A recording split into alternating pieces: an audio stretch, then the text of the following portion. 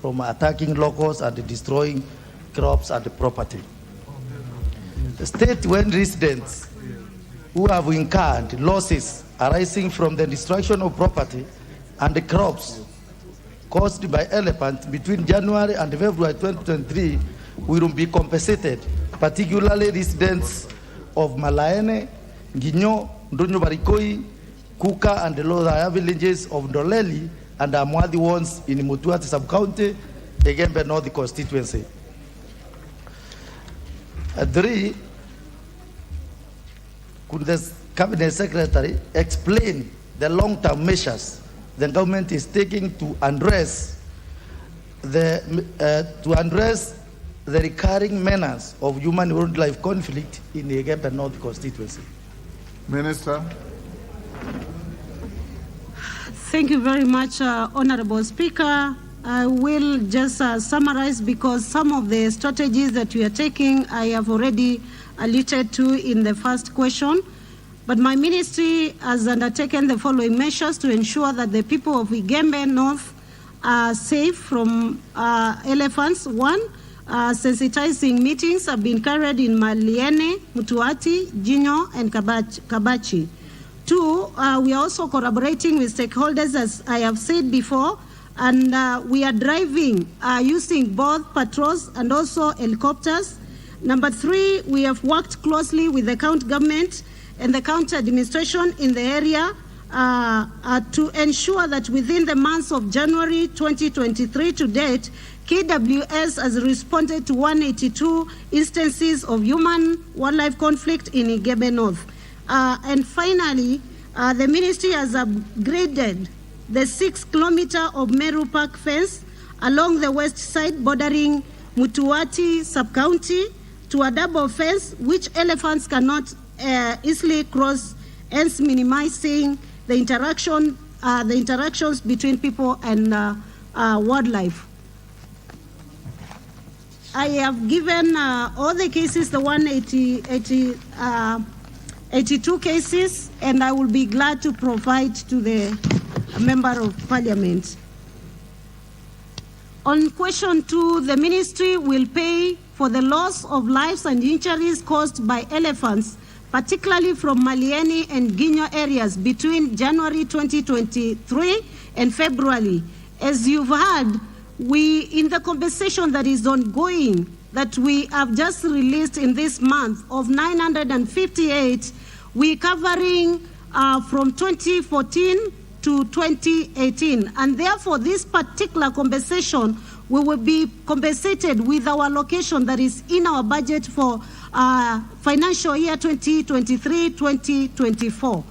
On that agenda, I would love to say that Meru, from the 958, will be receiving 50 million, and a balance of 57 million to date will be cleared also within the 1.1 billion that is budgeted.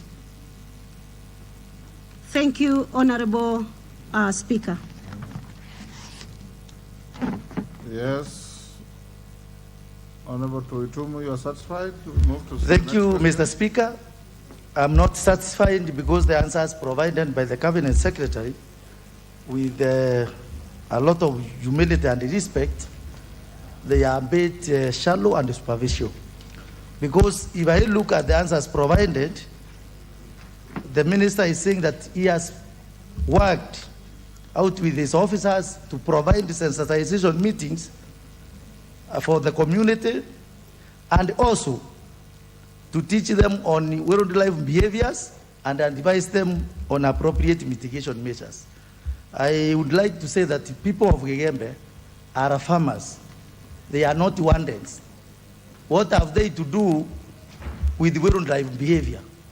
If a rogue animal goes into their farm, destroys crops, if you teach them about the behavior of elephants, how will they benefit out of it? That's a question provided by the minister. 2, I've seen that they have been using choppers and other things to drive away the animals. And she has provided a comprehensive list, and I want to thank her for that, of 182 families whereby their land was destroyed. She has not provided the amounts. For example, already they have given the acreage, the type of crops that were grown, but out of the report, you cannot tell what amount they will be paid. Again, we have heard that Meru has been given 57 million, of which 56 million has already been allocated and a balance of 57 million. I'm not asking this question on behalf of Meru, but the residents of Igembe North whose farms were destroyed. Could the cabinet secretary scale it down and tell me how much money will be given the residents of Igembe whose crops were destroyed? Two, One at a time, ma'am. the county government of Meru. I've seen that the cabinet secretary has said that the ministry is working with the county government, particularly the administrators, the chiefs, and the assistant chiefs. These are not part of the county government, but undergo in the Ministry of Interior and National Administration. How is the county government coming in here? So, Mr. Speaker, I believe that I should be provided with a lap. Yes. Minister. Thank you very much, Honorable Speaker. On awareness, Honorable Speaker, I would say that why we are teaching on wildlife behavior is because the agenda we are talking here is discussion, it's destruction of crops and more so of wildlife, of life. And therefore, it is very important for the community, because they are coexisting, because of the proximity to the national park, for them to be aware when this wildlife break out, how do they need to behave so that they do not cause more deaths. On January, on the compensation, there is a process that is taken. Immediately there's destruction of either the farm crops or even death. There is a process that has to start at the county level with our county compensation management team. And therefore, the first step is to fill the compensation form, which is then taken to the compensation committee. And from there, it is upscaled to the ministry. And therefore, we are waiting for these particular claims for them to proceed to our office. On the allocation of the money I have just mentioned, for Igembe specific, in our calculation we had picked on the counties as overall, and therefore I will be willing to go into detail and get this information for Igembe so that you can be aware. I'll also be willing to give you the whole full report on the Meru County of all the cases from 2014 to 2022 that are being paid within this period of August 2023. Thank you, Your Honorable Speaker. Thank you. Wakili Mreo. Thank you, Mr. Speaker, for this opportunity. For me, I want to ask the Honorable Cabinet Secretary in charge of Wildlife and Tourism on whether, number one, she's aware whether the monkeys are part of the wildlife, which for purposes of consideration in terms of human-wildlife conflict. Because in Gatanga constituency, monkeys, and we call them velvet monkeys, canadero, they are the cause of poverty and starvation, where those animals eat the food crops from maize to bananas, they eat the cash crops from coffee to avocados to macadamia, leaving the public in Gatanga constituency with devastation, starvation, and lack of income.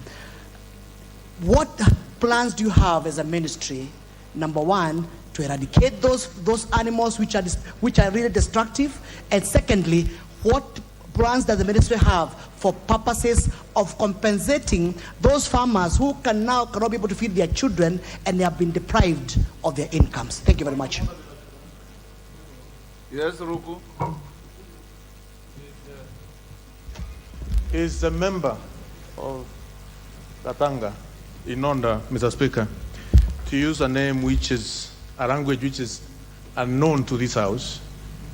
I don't know that language, whether it's a botanical name of the monkeys is describing. Is he in order to use a known language in this House? Thank you, Mr. Speaker.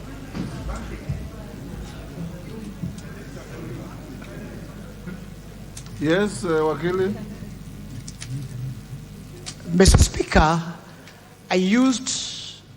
this House allows the use of even Latin words to describe the specific animal or to make sure that they can be able to specify the animal. I use the word "thero" because that's the word which this House will be able to understand that those animals are the ones who are causing devastation in Gatanga constituency. Therefore, the word was purely meant to make sure that my honorable members can be able to know exactly which animal is that, because in the family of monkeys, there are so many. Thank you, Mr. Speaker. Take your seat.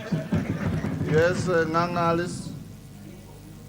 Minister, you'll answer after that.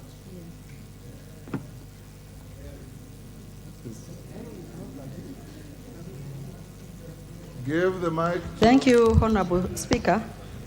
Mine is also to add, the question is to add on what Honorable Moreu has talked about the monkeys. Because of Oldonyo Sabuk National Park, the monkeys, the women cannot even go to farm. They are too big for women. They even threaten them. When they carry their firewood on the back, they jump on their firewood because they want to intimidate the women.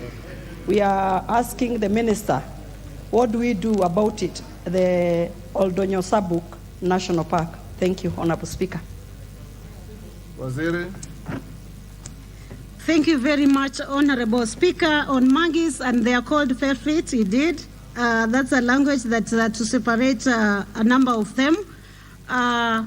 I would love to say that I'm aware of the menace that the monkeys are causing. And one of the strategies that we have is to relocate. And we are working on a strategy currently because we have Nairobi National Park that has two ecosystems of environment, the forest and the savanna. We are rethinking of relocating this, not particularly to Nairobi, but that is one of the pointers of the parks that we might relocate. And number three, whether they will be compensated according to the Wildlife Conservation Management Act and the particular schedule on compensation. These particular monkeys are not in the schedule for compensation, and therefore it is one of the roles of this House. If you will find it worthy to review, we will be willing to compensate. Thank you, Honorable Speaker. Minister, are you sure you are going to relocate monkeys from Katanga to Nairobi? What mechanism are you going to employ?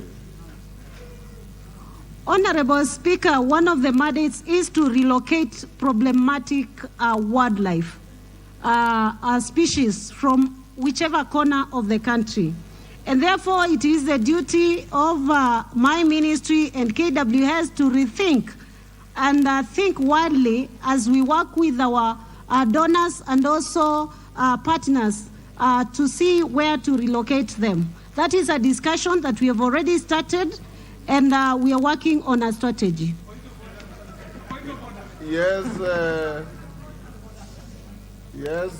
member for Dagoret South. Mr. Speaker, now we are a bit concerned as members of parliament representing Nairobi. First, these animals are being described as problematic.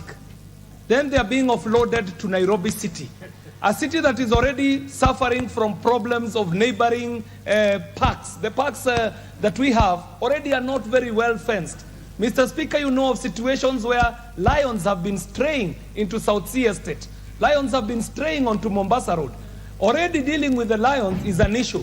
Now the Veros coming from Gatanga and being relocated to Nairobi is now complexing the matter even worse. I am yet to understand how these Veros will be dealt with by being transferred to Nairobi. Nairobi is not ready to receive problematic therus. Yes, Elisha. Minister. Elisha Odhiambo. Okay. Thank you, Mr. Speaker, sir. Just an advisory. We had the issue of monkeys in game because we have our forest cover is very high, about 85%. My advice to my constituents, and to recruit one individual, just paint it red, all the monkeys will run away. You paint one monkey red, the other monkeys will think that's a shaitan, and they run away. They go to the town where there's no forest. Thank you, Mr. Speaker, sir. Yes,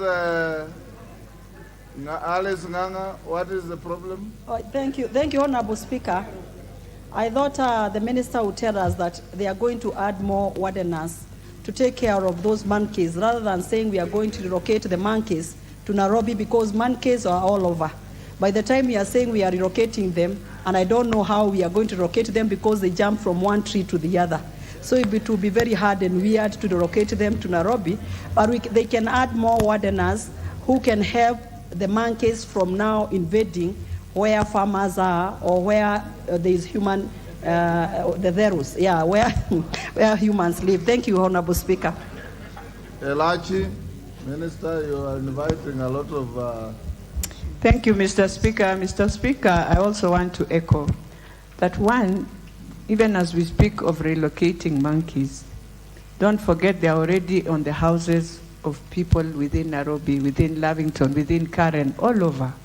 So the best we can be saying is, how do we create awareness to the people, to the neighborhoods that live with these monkeys, be able to understand where there is any sickness, be able to understand how to live with the children around there, and if anything happens, will the ministry be there to support those neighborhoods?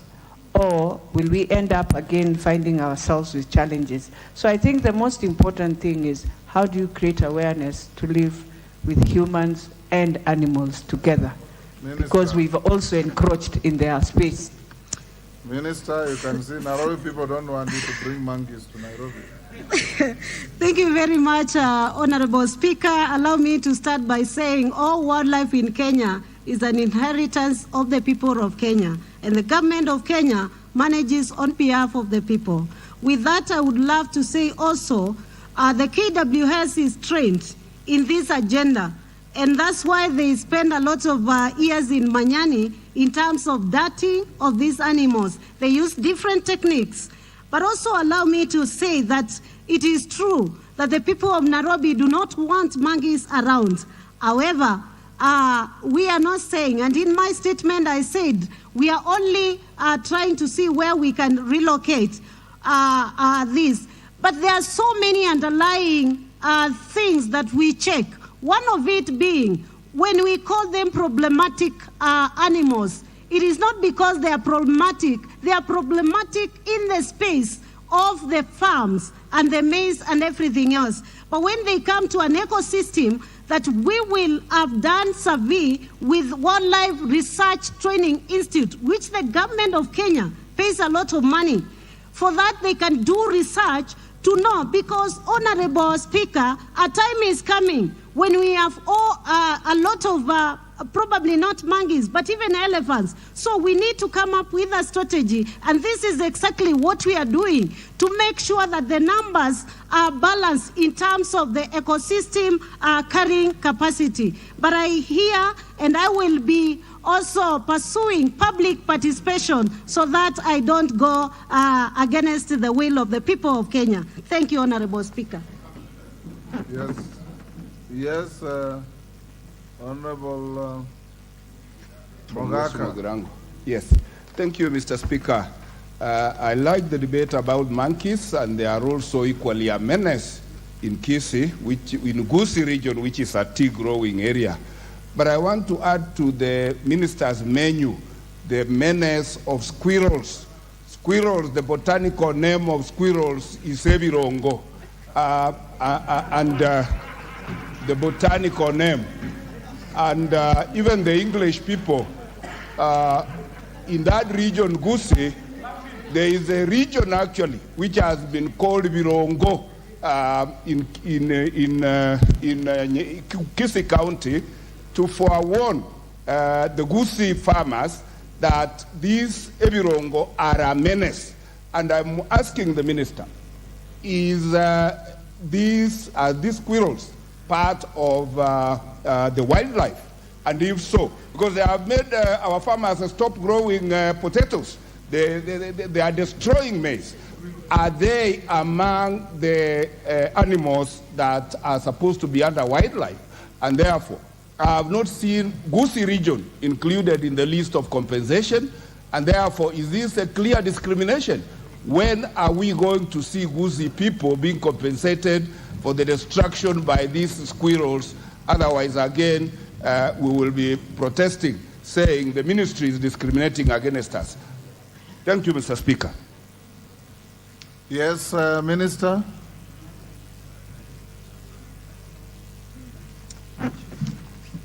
Thank you very much, Honorable Speaker. In the third schedule, squirrels are not in the third schedule for compensation, and therefore it will not be possible for compensation unless this House refuse with the need to see it worthy to be in the schedule.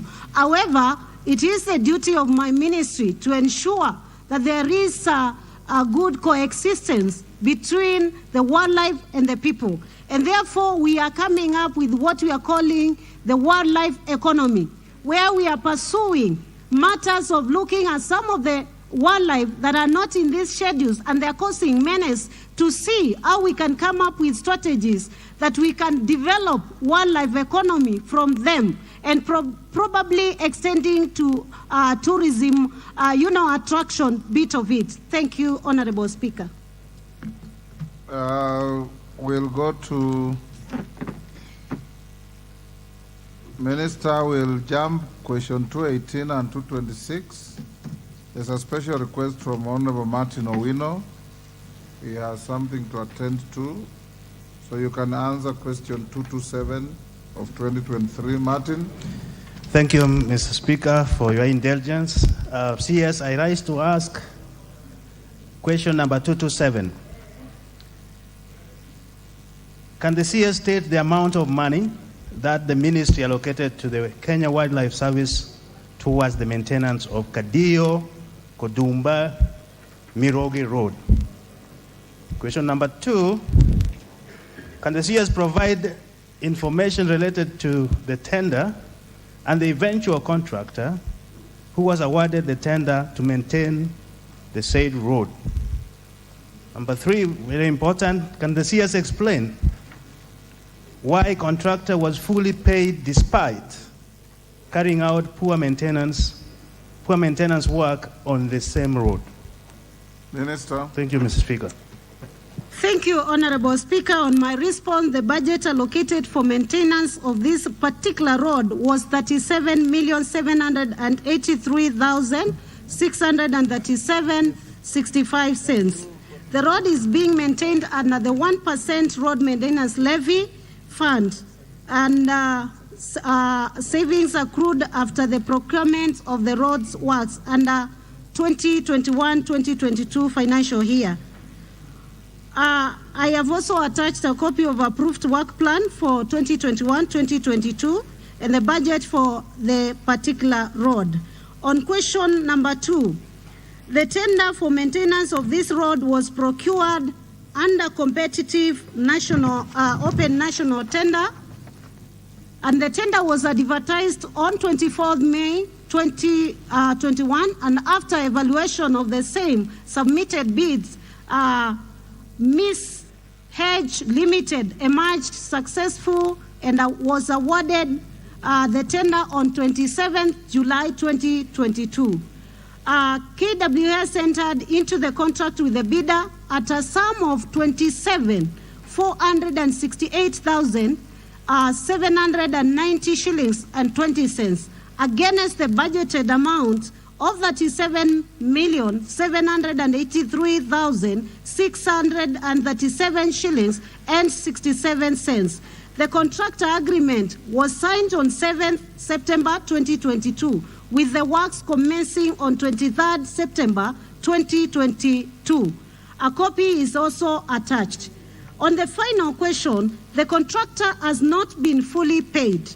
Kenya shillings 16,499,059 shillings and 20 cents has been paid for satisfactory works done, inspected and also accepted. The contract has an outstanding amount of 10,969,731 shillings. For the pending works, the contractor is yet to finish. I have also attached Annex 3 showing the payment voucher and also the certificate number 1 of 2022. Thank you, Honorable Speaker. No, Speaker. The reason why I asked this, Speaker, which I need clarity from the CS, is that our fiduciary responsibility is to make sure the value of monies is done and also wastages are prevented.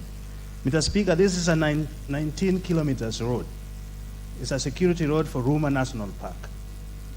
And immediately the contractor finished the work, the Constituency Roads Committee, which is my committee, went around and found 5 culverts, slight grading done, and spot maraming, which is dirt, muddy. And Mr. Speaker, we had to redo this again with Kera money.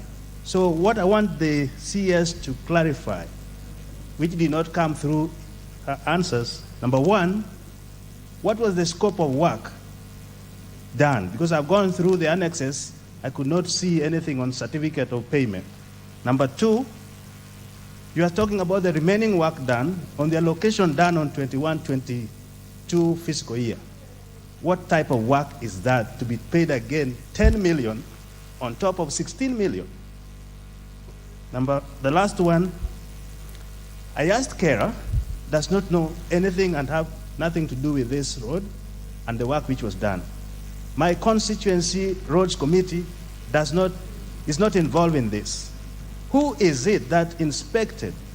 And where is the inspection report that influenced the certificate of payment and the payment out? So those are missing completely in this, and I think there is a lot of wastages, and unless the CS comes clear with how this money is paid and where is this money which is still remaining outstanding to be paid to the contract.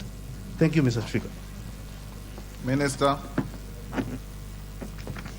Thank you very much, Honorable Speaker. On preventing wastages, we will be, as you see, this particular tender was given sometime back 2021 to 2022. And therefore, I'll be carrying out an inspection so that I can provide this particular document that the honorable member is asking, especially the scope of work that is missing, and also the inspection report. But as I have said, in terms of the retention money, we still have 10 million that was not paid. So I will be providing this House, Honorable Speaker, with extra information that has been requested on the floor of the House. Thank you, Honorable Speaker. Thank you. That question is very simple. We'll leave it there. Next, we'll go to 218. Richard Clell, Bomet Central. Thank you so much. Hold Richard Makalimul, what is it? Clarification, Honorable Speaker. Thank you, Honorable Speaker. What I wanted to find out, you know, we have very many roads in the national parks and the national reserves. Does the ministry have internal capacity, or do they rely on the public works and roads for purposes of supervision and awarding the roads? Thank you, Honorable Speaker. Yes, the ministry has internal capacities. We have engineers and we have internal capacity. Thank you. Richard Clell. Yes, member for Igembe North. Didn't we finish with your question? Thank you, Mr. Speaker. Answers provided to this House, Honorable Speaker, should be well without out answers and comprehensive.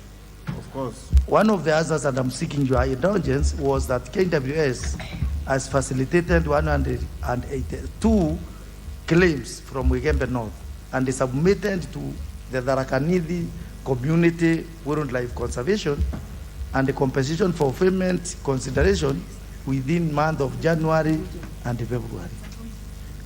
My question is, why was the compensation or maybe consideration taken to Tharaka-Nithi when Wigembe North is an independent entity? Is that so, Minister? Thank you very much, Honorable Speaker. My apologies. It was Meru. Actually, I think it was typing error. Thank you. Okay. Go ahead and ask your question, Richard Kilel. Just hold on, Kilel, again. Dr. Nyekal, what is it? Thank you, Mr. Speaker. My question to the Honorable Minister is, are all constituencies with parks entitled to funds for road maintenance? Mr. Speaker, Seme has an island, Dere Island, which is a designated park with a road that leads there and is managed by KWS. I've never seen in the last 10 years any work done on that road.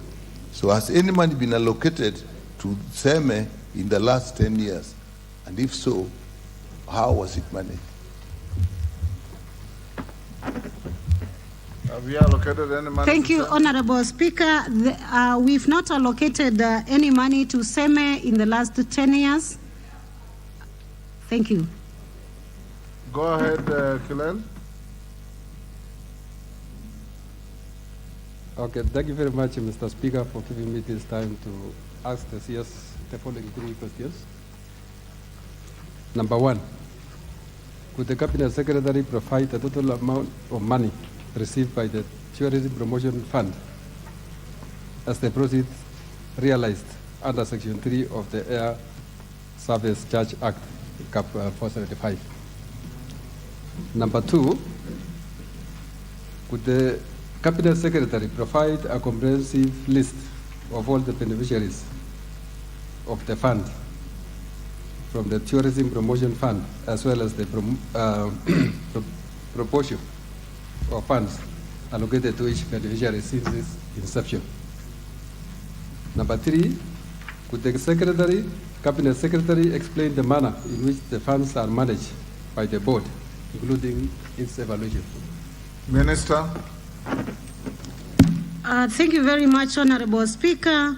On this particular fund, $33,932,506, equivalent to $4,411,225,078.05, was the collection from the International Departure Task. Also, $1,856,170,140 shillings and 61 cents was the collection from the domestic departure. And therefore, in total, 6,267,395,920 shillings and 66 cents was the total collection. On question number 2, Honorable Mr. Speaker, sir, the list of the beneficiaries of Tourism Promotion Fund from inception and the amounts allocated during the various financial years is as follows.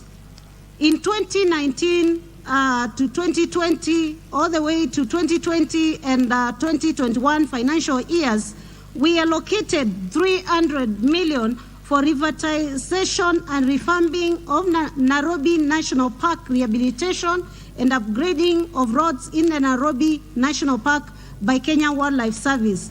Number 2, development of new tourism vision strategy 2021 by Tourism Research Institute, costed 35 million.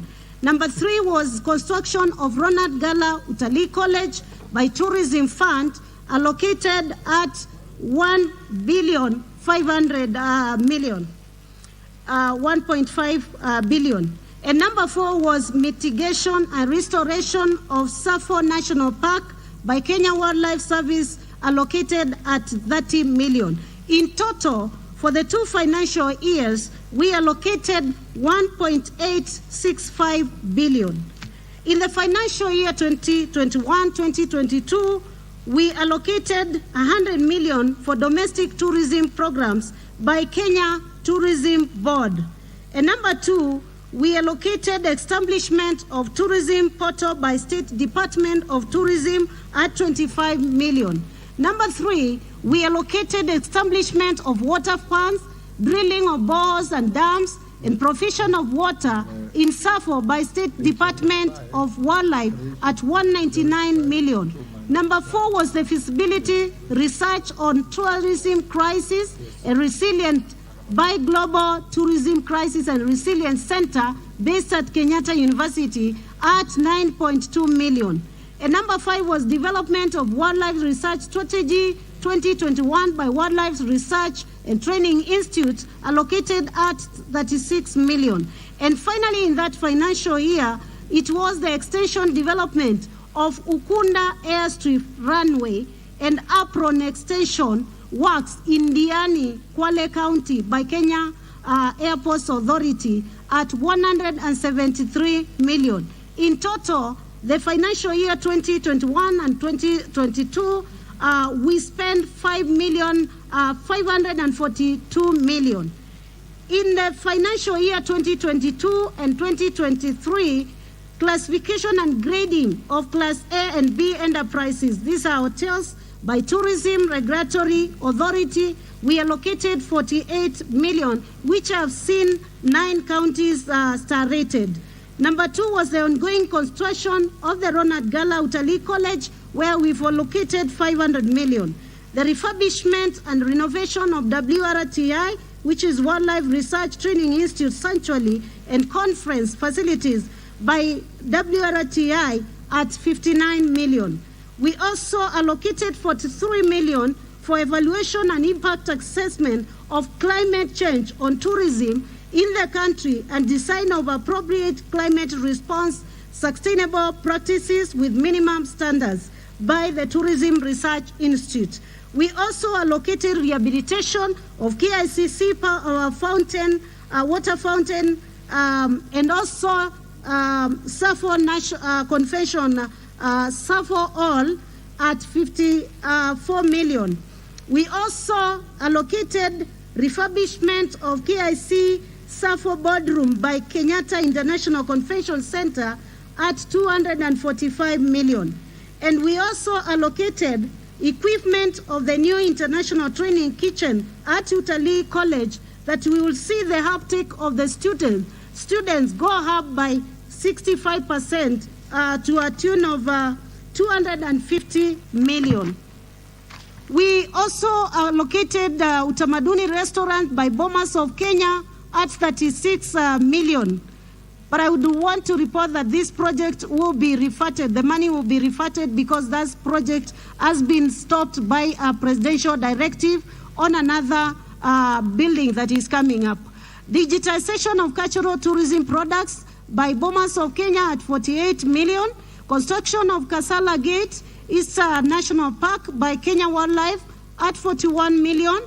Destination of PR and digital communication by Kenya Tourism Board at 100 million. Refurbishment of 10 guest houses and bandas at KWS Parks by Kenya Wildlife at 20 million.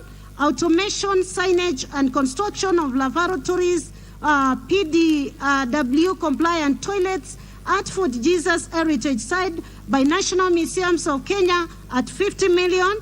Construction of 5 PWDs compliant toilets at the national parks by Kenya Wildlife Service at 15 million. Provision of 5 permanent water source in the Safo area, State Department at 100 million. Restoration of renovation of Nairobi Safari Walk by Kenya Wildlife at 50 million. Construction of perimeter wall around Wajir Museum obligation block, educational and site interpretation center, as well as the exhibition development by the National Museum at 50 million, establishment of Eros Museum in Nyandarua County as a result of presidential directive at 50 million, establishment of Ushanga Mega Hall and its facilities in Narok County by the State Department of Culture at 41 million, establishment of the safety and security fences in Safo National Park at the border of Kitui, the one that I alluded to in the Honorable Mulungi's presentation at 50 million, establishment of safety and security fences in Aberdares National Park at the border of Raliak in Laikipia County by Kenya Wildlife Services at 50 million. The funding, the total funding for financial year 2022 and 2023 amounted to 2.009 billion. The grand total funding allocated in the project since inception is 4 billion and is 4.23 billion. And I have given a table, that table 3, that is showing all these projects and more details.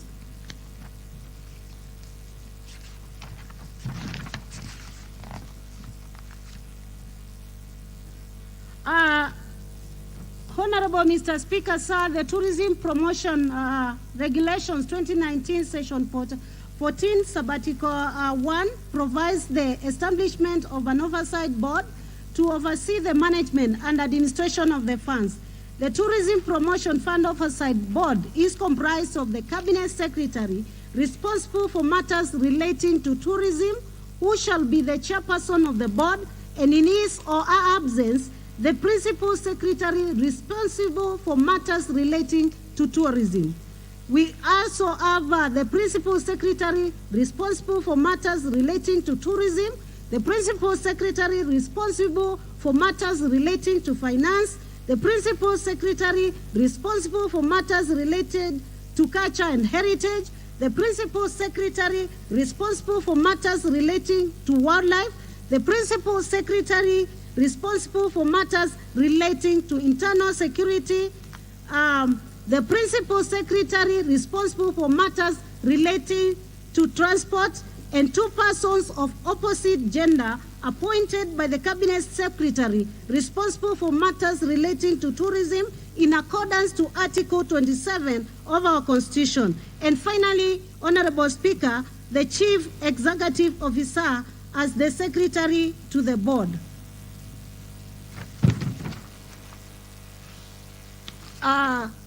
Honorable Speaker, the functions of the Oversight Board are to advise the Cabinet Secretary, and in this matter, Cabinet Secretary, National Treasury, on the funding requirements of the fund. And number 2, to review and adopt the estimates of the annual revenue and expenditure of the fund and recommend them to the Cabinet Secretary, for the time being responsible for the matters relating to tourism, for concurrence and onward transmission to the Cabinet Secretary, National Treasury. Further on, to determine the allocation of the financial resources from the fund required by the tourism implementing agencies for the development, promotion, and branding of tourism sector in Kenya. And further on, to ensure that the annual estimates of revenue and expenditure for the fund include retention funds for the preceding financial year, which shall be reported. And further on, to ensure that only projects included in the tourism implementing agency annual programs are promoted for funding under this regulation. And to advise the Cabinet Secretary, National Treasury, on the amounts timing for the fund transfers into the fund. And also to approve and review the investment of surplus funds from the fund. And also to advise the Cabinet Secretary, and for this matter, National Treasury, on any additional sources of the fund for the fund, and also to approve the financial statement prepared by the administrator of the fund before submission to Auditor General. And finally, Honorable Speaker, to approve the non-financial reports of the fund before submitting them to the Cabinet Secretary responsible for tourism onward transmission to the Cabinet Secretary for National Treasury. Thank you, Honorable Speaker. Well, you are satisfied? We got the next. Yes, Ferdinand Wanyonyi. Yes. Give him the mic. There The you are. Speaker, I want to thank the CS. She has elaborated on the allocations of funds from the ministry, and I have not had anything, any allocation to Mount Elgon National Park, which is very, very important park, Mr. Speaker. I just want to draw her attention on the same, because it has been one of the best area and area of attraction for both tourism, local tourism, and foreign tourism, Mount Elgon. She has not said anything about it, and I think maybe by omission. But let me just tell her that it has been one of the biggest attraction. Ask her a question. So the question is, do you have any allocation to Mount Elgon National Park, which is actually been destroyed by the locals clearing the forest, what have you? And, you know, it's now being forgotten. Can I get an answer on that? If there's nothing, I'll make an effort even to come to the office or the same. Right? Can I know that, please? Irene Mayaka. Take the next question, Minister. Thank you, Honorable Speaker. Honorable Speaker, I would also just like to ask the Cabinet Secretary to please explain to us the criteria that she uses to select an area that becomes a beneficiary. Because, Honorable Speaker, for us who come from the Omogusi community, we have one site that was declared a protected site and a national monument in the year 2020, which is the Manga Hills, and which has 3 very outstanding sites, historical sites for the people of Omogusi. But this site, since it was declared a national monument and gazetted subsequently, it has never received any funding, not even to fence the site, so that the people of Gusii can begin to enjoy the benefits that come with having a historical site in their land. So I'd just like to know the criteria that is used, and if they can take into consideration having the only historical site in the land of Omogusi to be declared and to be assisted to have the same benefit. I thank you. Mama Zamzam.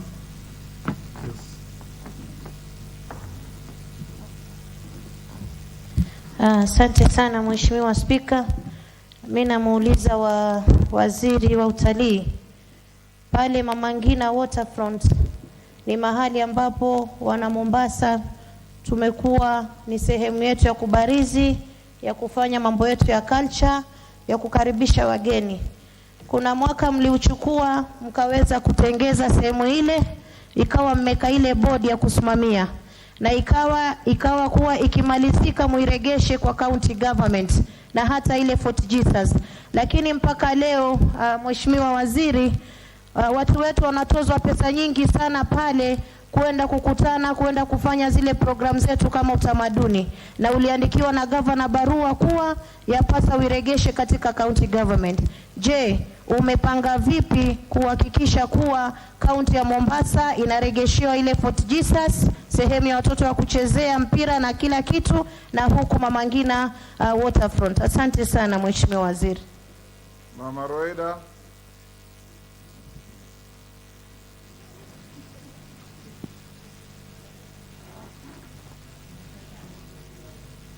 Ingine. Asante. Asante Bwana Spika. Tumeona TPF zile pesa zilivyoelekezwa hii rasilimali kwa sehemu mbalimbali. Bwana Spika, nitakuwa na makosa nikisema Ministry of Tourism ndio imechangia pakubwa vita vya Al-Shabaab, inasaidia Al-Shabaab ili watupige Lamu na wapige Kenya nzima. Kwa sababu Bwana Spika, ukiangalia hizo pesa nyingi zimepelekwa, ukiangalia barabara za Lamu ambayo Lamu East, Lamu Mashariki, kuna Dodori National Reserve, kuna Kiunga National Marine, kuna na Boni National Reserve. Hiyo yote imechukua karibu Lamu Mashariki yote. Na barabara mwisho ilivyotengenezwa ya KWS ni 1979. Kwa hivyo mimi nitakuwa na makosa nikisema hii Ministry of Tourism inasaidia Al-Shabaab ili ndio tupate utovu wa salama uendelee Lamu.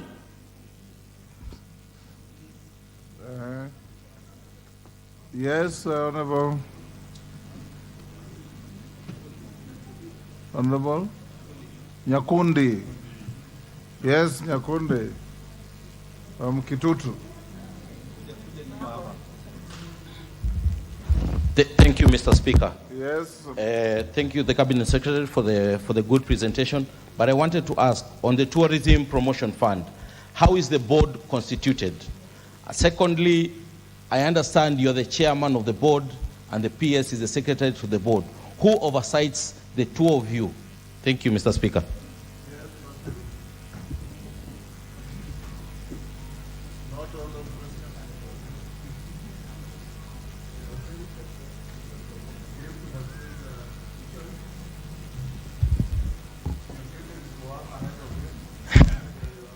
Yeah, thank you, Speaker.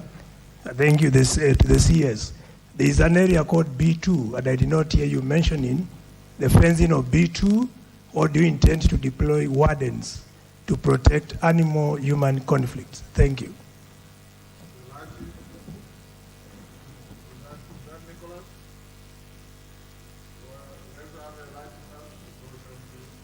Thank you, Mr. Speaker, and I want to thank the CS. In that spirit, I just want to ask about Kakamega Forest. What I didn't hear exactly how much, but more importantly, how do we ensure we fence it now? And secondly, Mr. Speaker, on the issue of promotion and tourism fund and facilities, can the CS just give us a few names of those counties that she said have benefited those 3-star facilities that have been supported?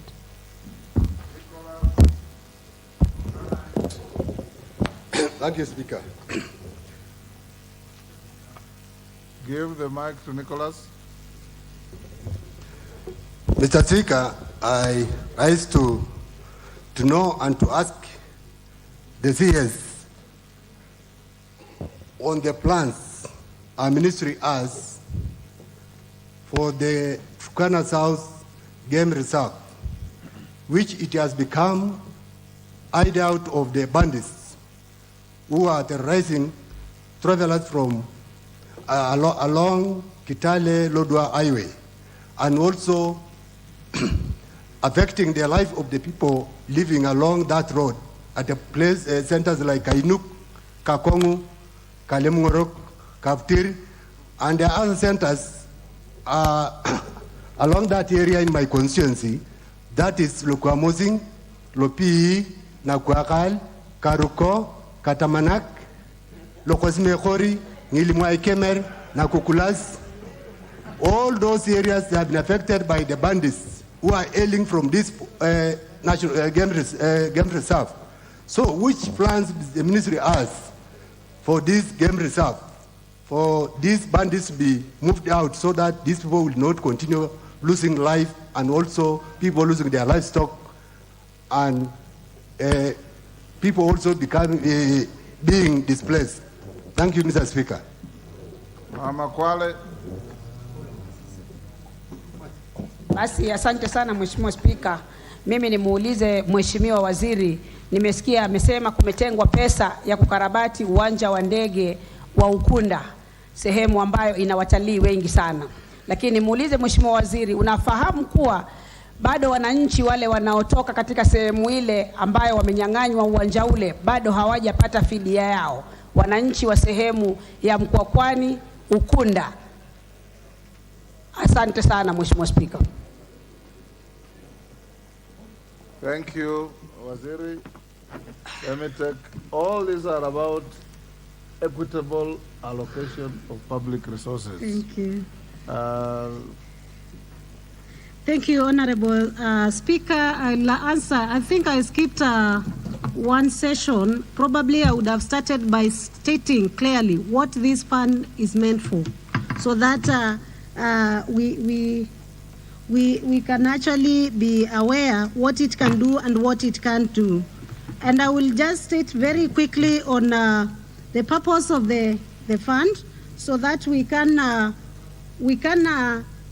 clearly get what it funds.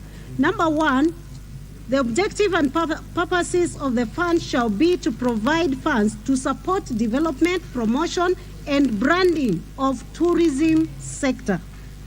Number two, without prejudice to the generality of paragraph 1 of this regulation, the fund shall provide for 1, financing development, promotion, and branding programs and initiatives in relation to tourism products, including tourism niche products and tourism events.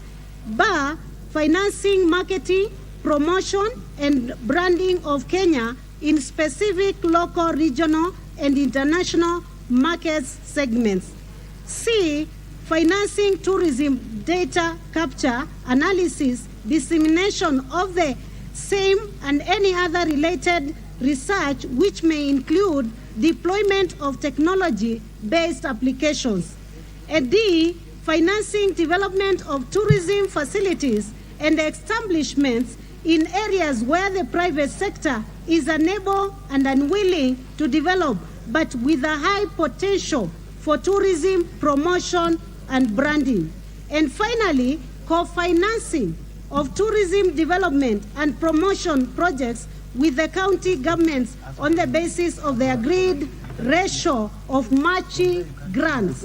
And so I just wanted to elaborate that so that we can also answer the question on the criteria, because it came. This is the criteria that guides us, which project, which county to get, based on what the fund funds. On the question on the Elgon National Park, I want to say that I have good news on this one, that already we are considering, because there's a request from the Uganda side. They have already cleared all their trees, and Kenya is really doing well on our side. And so we are working with the government of Uganda, and we have agreed to begin projects in this Mount Elgon area. Criteria used, I think I've answered on that. Mamagina, according to Executive Order number 1, 2022, I think it was... Minister, you say you have good news for Mount Elgon and you end up saying nothing about the news. What is the good news? Honorable Speaker, I thought by stating that you are going to work together with the government of Uganda to put revenues, especially in the area of the restoration of that mountain. And number two, the good news from Uganda is that they brought it because they have already done a sanctuary in Uganda in the name and honor of our president for the climate summit. And that's why we had to take that project urgently for that honor. And number three, we've already been given a feasibility study for that area, and it is in our waiting list that will be discussed in September. On Mamagina Drive.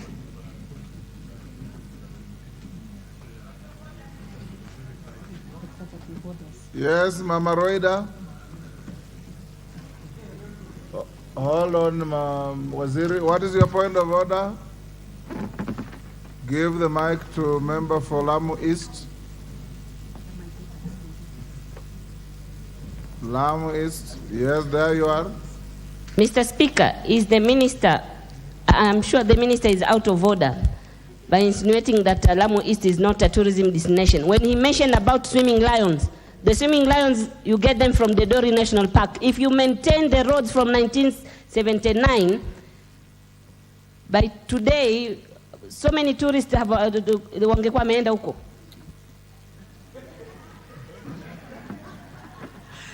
Yes. Thank you very much, Honorable Speaker. Allow me to say that I've not even touched on the Lamu question. Kindly be patient. I'll be getting into that question. But then respond on Mamagina waterfront. Yes, Honorable Milemba. Thank you, Honorable Speaker. Give the mic to Mboko Milemba. Thank you, Honorable Speaker, for this chance. The matter of Mount Elgon, which was quite expectant, the minister ended up talking about Uganda.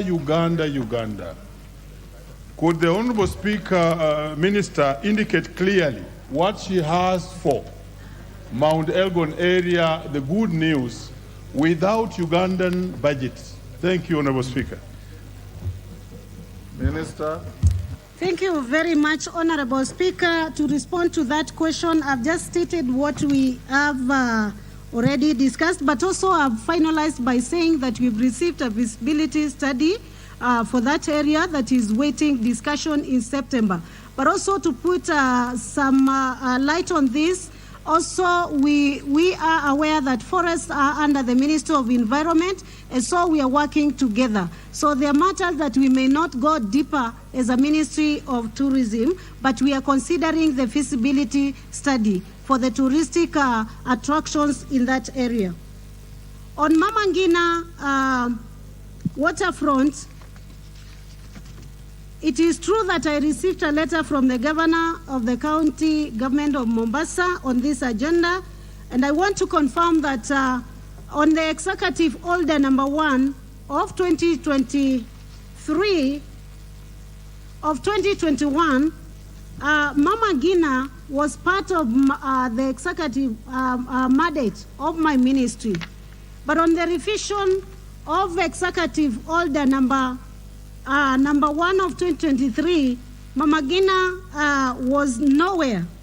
And I have already written these 2 letters to the agency that generates the executive order, so that by the time I respond to the governor's letter, I already know whether it's under me or not. And so I have the 2 executive orders here, and I can furnish the member of parliament. So we are actually on top gear on that, as long as I will be answered from the side where it is rests today. On the Lamu Road, indeed, Lamu is is one of the potential attractive counties in terms of tourism, and I want to confirm that we are not the ministry that is contributing to Al-Shabaab in this area, and I want to comment that we will be considering this road here as long as it is within the national park. But any other road that is outside, we may not consider. But also remember, the roads in our national parks are not necessarily funded from this fund, because it doesn't do that. We fund our national roads our roads in the national parks and reserves from the levy amount that comes from the Ministry of Transport. And so we will be considering this, and I want to assure Honorable Speaker, we are really working on this, and this week, actually this weekend, we are sending a team of all journalists to go and investigate the whole agenda of the attraction areas in Lamu, which we know is very rich, and I will be communicating to the House on that. How is the board? Minister, why would you want to send journalists to Lamu when you have ministry officials? Or did we get you wrong? You said you are sending a team of journalists to Lamu. Why can't you send your own officers? I think that's what members... My apologies, Honorable Speaker. We are sending the Kenya Tourism Board, and not journalists, which is mandated, with marketing the destination Kenya to Africa and also to international, to the globe. Yes, go ahead. Let her finish, then I'll give you. On how the board is constituted and the oversight, I had already talked about that. I don't know whether, Honorable Speaker, I need to repeat on that. Maybe. One member asked that there is a board where you, Minister, is the chair and your PS is the secretary. Who oversights you? Who was the member who asked the minister. Yes. Thank you very much for that question. He did, the regulation stipulates that I am the chairperson, but the PS is not the PS is not the secretary. The secretary is the chief executive officer. However, when I am away, the principal secretary for matters regarding tourism sits on my behalf. Okay. Have you answered all of those? There's also a question on Kakamega Forest. Yes. We are working with the Ministry of Environment, as we are aware forests are under Ministry of Environment. But from where I sit, I understand they are in progress of starting fencing of that forest. And probably I can provide the information. I'm very aware because I was in Kakamega and I know that is happening. Counties star rated. In the last, we started with Embu County because it was earmarked for the celebration of Madaraka. And of course, we did Kirinyaga, Nyeri, Nakuru. We've done in total 9 counties.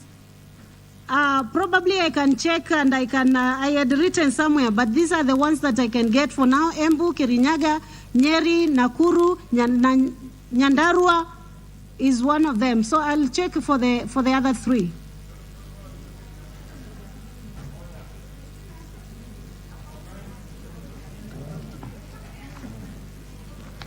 Ukunda Airstrip?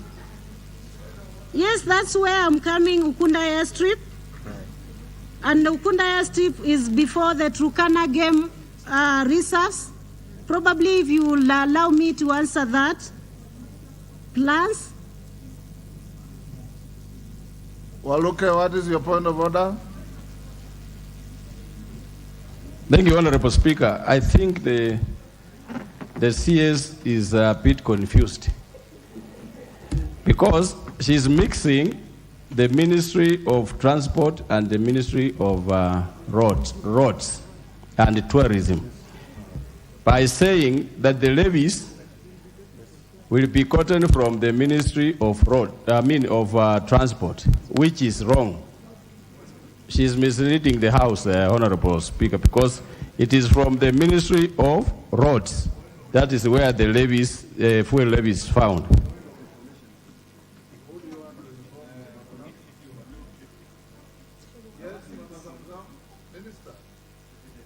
Asante Mheshimiwa Spika. Mimi nakuuliza waziri, unasema kuwa Mama Ngina haiko chini yako na barua ulipewa mwezi wa 11 mwaka jana. Tumemaliza miezi 10 mpaka sasa. Haujajibu barua, bado unatafuta executive order. Nataka unambie hii Mama Ngina wewe unavyoiona iko chini ya docket ya nani kama si ya tourism? Thank you very much, Honorable Speaker. As I said before, my ministry is not mandated in terms of issuing executive order, and that's why I sought solution with the office that is mandated. I have written 2 letters and I've made an inquiry with the head of public service personally 3 times, and I'm still waiting for the response. Okay. Yes, Bwana Simba,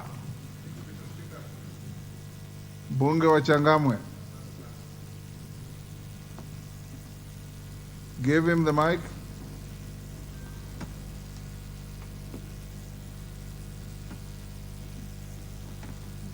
You can't get him?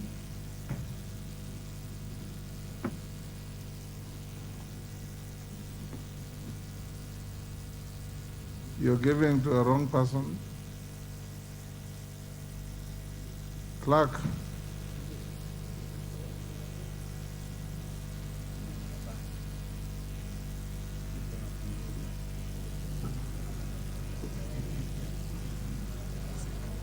What is happening?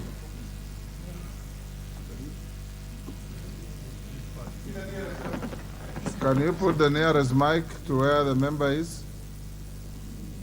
Because you are completely off the mark.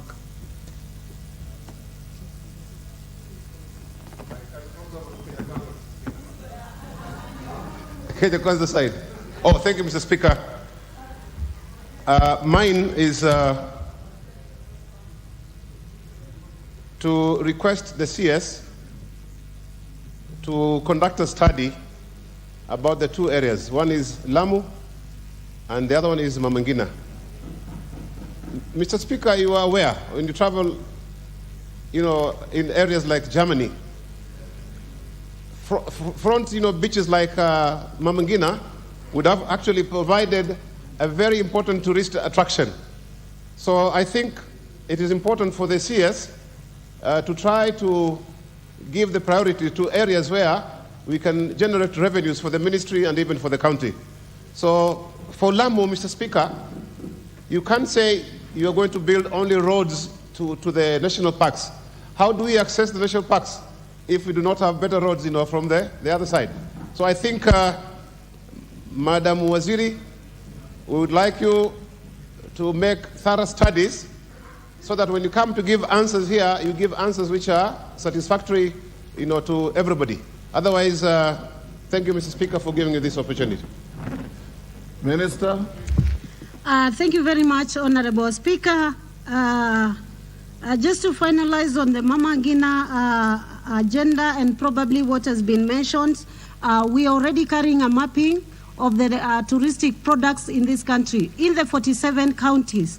And therefore, this is a priority area, and so Mamangina is part of it, and Lamu.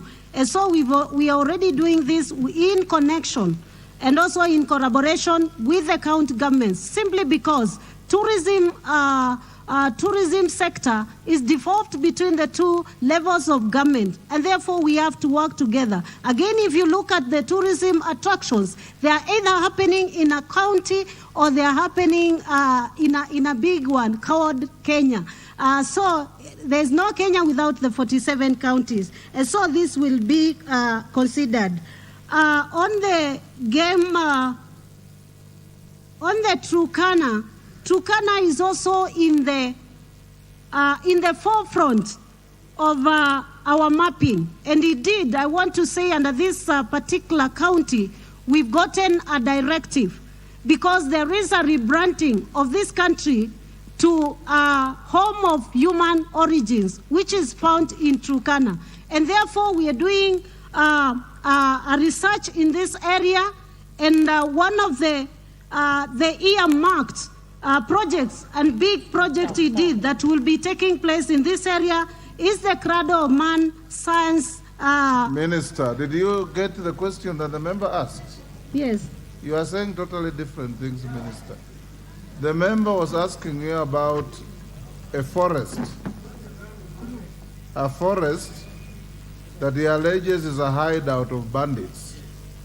And he wants to know whether you have any plan as a ministry to protect the forest, the wildlife from interfering with the residents of the area. Now you are talking of the Cradle of Man, which was not asked. Thank you, Honorable Speaker, for that correction. We're working together with the Minister of Environment. As we know, the forests are under environment. We are also working with the Ministry of Interior in this area. But again, on that agenda, where my ministry is directly working is in the areas of, as I had responded, in the preventive measures that involves driveaways, that involves also provision of water, and that involves also collaboration with other development partners to ensure that we promote livelihoods in this area. Next, Waluke. Yes, Mayaka, what's your point of order? Honorable Speaker, I've been listening to the Cabinet CS answering the questions of all the other members except mine. I don't understand why. Have you answered her question? Sorry, my apologies, Honorable Speaker. I was actually progressing to answer all the questions. There are quite a number that are still remaining, and Fort Jesus is one of them. Fort Jesus is a national monument, and of course, in the time that we have the IGRTC intergovernmental committee that is working together in terms of the transfer of both museums and monuments, and therefore it cannot be transferred at this point to the county government of Mombasa. It's also a UNESCO World Heritage Site.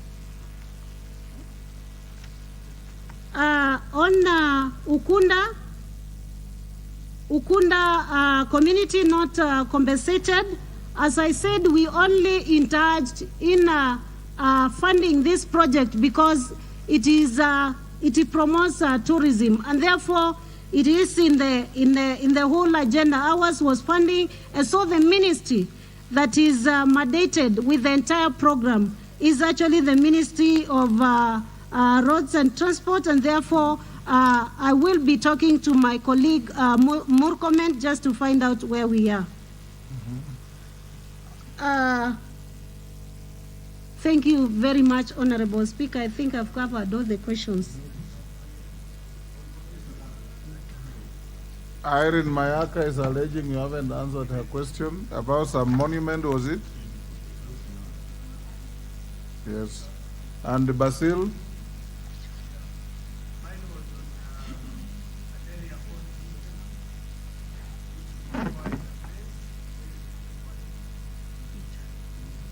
Member for Yatta? Yes. Yes. There's a wildlife menace in Yatta. He's asking whether you are ready to fence off animals from the public. Honorable Speaker, There's an area called B2. We will be considering this and evaluating whether it falls within the criteria, and I will advise accordingly. Thank you. Okay. Jen Kihara, what is it? You've kept on raising your hand. Give Jen the mic. My question is similar, Mr. Speaker. I have not seen this yet, and I fought so hard to get her reinstated into the nomination list of CSs. I'm happy she's here. There are buffaloes who are menace in Hell's Gate Ward and my Mahiu. And people, even taking kids to school, they have to be taken by their parents because of those animals. Does she consider fencing where these animals are in Naivasha? Naivasha is a tourist destination, so all the way from Hell's Gate up to my Mahiu, we have a problem with the farmers, but Mr. Speaker. And Kajiado South?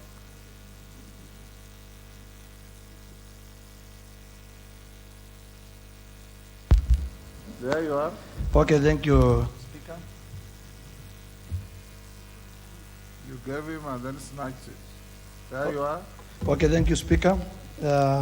My question is very simple and very unique in nature. When we talk about the ministry itself, that is tourism, wildlife, and culture, my constituency, or my constituents, that is Kajiado South, happen to have the three of them. We have tourism, in terms of Amboseli, Game Reserve, Savo National Park. So the question is, there have been increase of human-wildlife conflict in all, even the TVs in the country. Every weekend, or maybe in a span of 2 weeks, there have been people who have been killed by the wildlife, and the wildlife also have been killed also. So the question is, what is the government plan or the ministry plan in ensuring that this issue cannot continue again? Because of my community, If at all the government doesn't respond, they will respond by themselves. We have been talking positive, trying to convince them every time, but there's a perception, Mr. Speaker, that when an wildlife is killed or a lion is killed, we see 5 choppers coming to save a wildlife. But today, I have a lady, a mama, who has been destroyed from here down to her leg.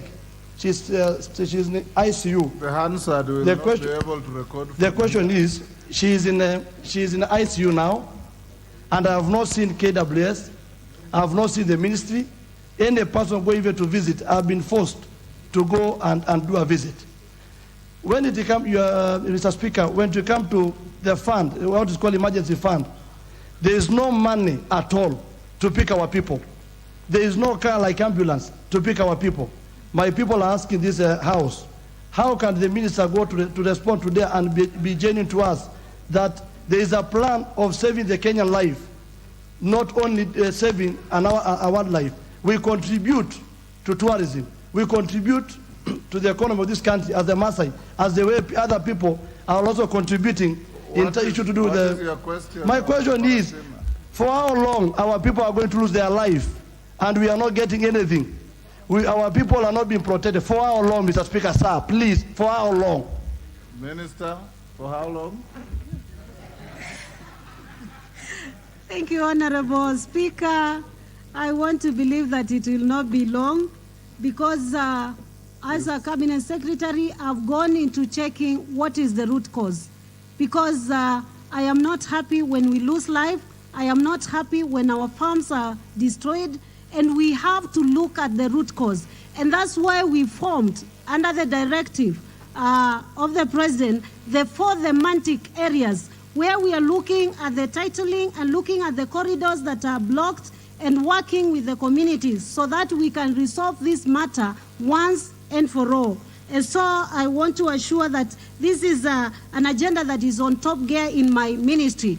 Again, Honorable Speaker, I visited the area and I think we had a commitment as a ministry with the community on the way forward, and I will make sure that we fulfill that.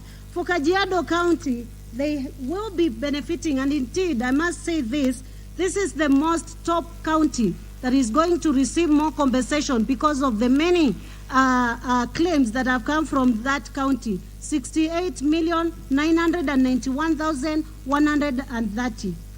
On manga question, we have already a proposal because it is an heritage site. We have a proposal that we have developed with the State Department of Heritage and Culture, and we will make sure that this is accomplished. On the buffaloes at Hell's Gate, we are using, and I think your specific question is on whether we are fencing. We will be evaluating Hell's Gate in terms of fencing. Not every national park can be fenced, but one of the good news that I have is that the Ministry of Tourism, especially the Kenya Wildlife, had very few rangers. We had a deficit of 1,500 and also I think 300 of cadets. And we have good news. We have been allowed by His Excellency to employ 1,500 rangers. And this will see some of these areas that we have had Menace will actually be part of the manpower that is actually containing the elephants. But I want to commit, that is an area I will evaluate whether we can fence, because again, if it is connected to a corridor, you cannot fence. Yes, thank you. Members, we must make progress. We have an important motion coming shortly. Thank you. I'm Thank given you. to Aluke to ask question 226. Thank you, Honorable Speaker. I rise to ask question 226, 2023, to the Cabinet Secretary. Elaborate to the plans by the government to revamp the tourism sector within the Western Kenya tourism circuit, and explain the strategies aimed at promotion of cruise advantage culture and sports tourism in the circuit starting from this year. Especially, Madam CS, I don't know whether you remember that there are two crying stones. Two crying stones in... Just read out your question. Okay. As it's framed on the order paper. Okay, Honorable Speaker. State the amount of money that has been used in the promotion of the Western Kenya circuit as a tourist destination, and what incentive the ministry provides to encourage the local investors to venture into tourism related activities that the sector accounts to 10.4% of the country's gross domestic, that is GDP, and 5.5 formal employment. Outline the measures that the government is undertaking to provide both sectors an accessible movement of tourism across the country and affordable accommodation and hotels, restaurants, and other social amenities. Thank you, Honorable Speaker. Thank you, Honorable Thank you very Minister. much. Thank you very much, Honorable Speaker. The Western Kenya Tourism Circuit comprises of Kisii, Nyamira, Migori, Homa Bay, Kisumu, Siaya, Kakamega, Busia, Vihiga, and Bungoma counties. The plans that I have for this particular circuit is that we are already mapping of the touristic products and experiences in collaboration with the county government to identify and also document and package iconic and signature tourism products and experiences that will be marketed as a must-visit attraction. Number two, we are retraining and carrying out what we call refresher courses for hospitality services, specifically the hoteliers, providers in that region. And in particular, we trained 147 service providers in April 2023 at Kakamega Golf Club Hotel. Also, the ministry partnered with China Media Group to promote the circuit when I visited Rusinga Highlands and also the Fish Fiesta in Kisumu. To promote and develop also authentic cultural tourism products found in Western Circuit, the ministry is partnering with the county government and local communities for cultural festivals and events, and particularly, as I've mentioned, the Rusinga Kakamega Cultural Festival and also Fish Fiesta, I attended in person. And in the same agenda, we are also relooking into mapping of the bullfighting in the Western region. And number five, we are collaborating with the county governments in bidding and organizing for mice. Number six, to encourage more frequent travel, especially to underserved areas, by building youth-oriented travel operator incentive to develop and market a year-round and youth offering affordable, which we are saying including adventurous activities, affordable bus service, and budget accommodation. Number seven, we are increasing average spending per trip by launching dedicated marketing campaign to showcase bespoke low-season experiences and educating high-end travel agencies on the new experiences in the Western Circuit.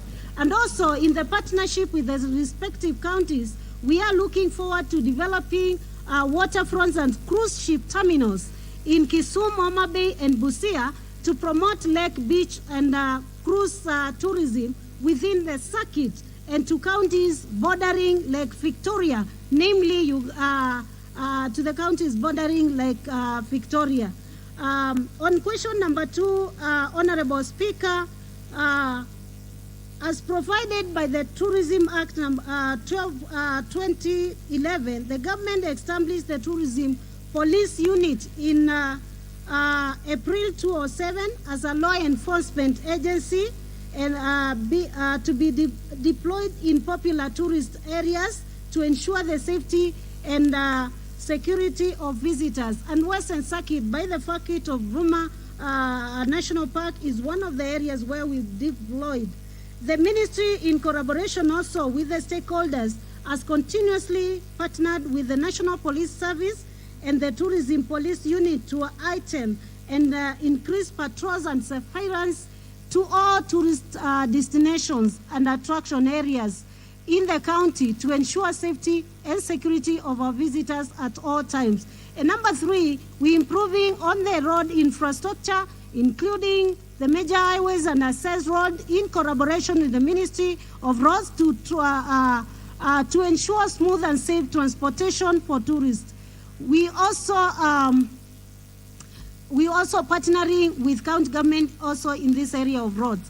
The government has also invested in modernization and expansion of airports such as Jomo Kenyatta International Airport in Nairobi and Moi International Airport in Mombasa to enhance international domestic air connectivity. This alone opens every part of the country to be visited by the tourists that enter through these major airports. The ministry is in the process also of finalizing a memorandum with the National Police Service for establishment and operationalization of the Tourism Protection Service Agency, which has seen itself in the Executive Order number 1 of 2023 in my ministry. The ministry is also engaging the private tourism operators through structured roundtables, meetings to review their pricing, develop affordable tourism accommodation, and offer affordable packages, including investing in budget hotels, A&Bs, self-catering apartments, villas, homestead, and also local dishes, especially restaurants to serve tourists.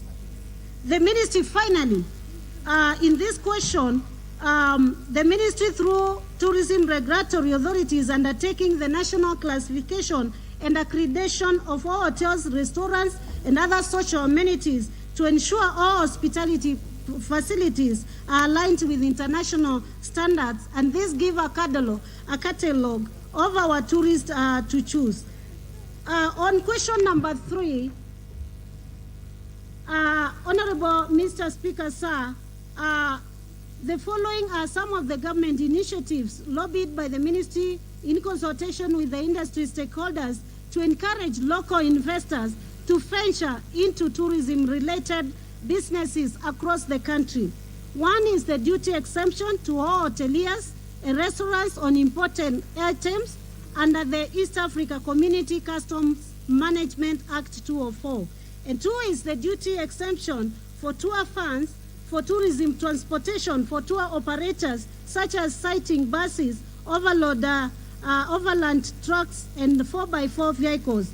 3 is the ministry offers tourism business investment advisory services, local investors on where to invest in resorts, ecologies, and other establishments in the county, including the protected areas cutting across all counties, including Western region. Concessionally loans are also given at a lower interest with longer repayment period of between 10 to 20 years, offered by the Kenya Development Corporation for development and renovations of the hotels, lodges, and restaurants related tourist facilities. Duty exemptions for tourism boards imported by licensed tour operators and ferry boats, parts and accessories, but not including batteries and sparkling plugs. Also, duty exemptions for refrigerated trucks and refrigerated trailers, which may be used by hoteliers for outside catering services. And finally, duty exemptions on water treatment effluent plants which may be used by hoteliers recycling their used water. Thank you, Honorable Speaker. Yes, Wambilianga. Well, look at you must have the first bite yourself. Do you have a supplementary? No, sir. I'm a bit satisfied, Your Honor, Honorable. Wambilianga.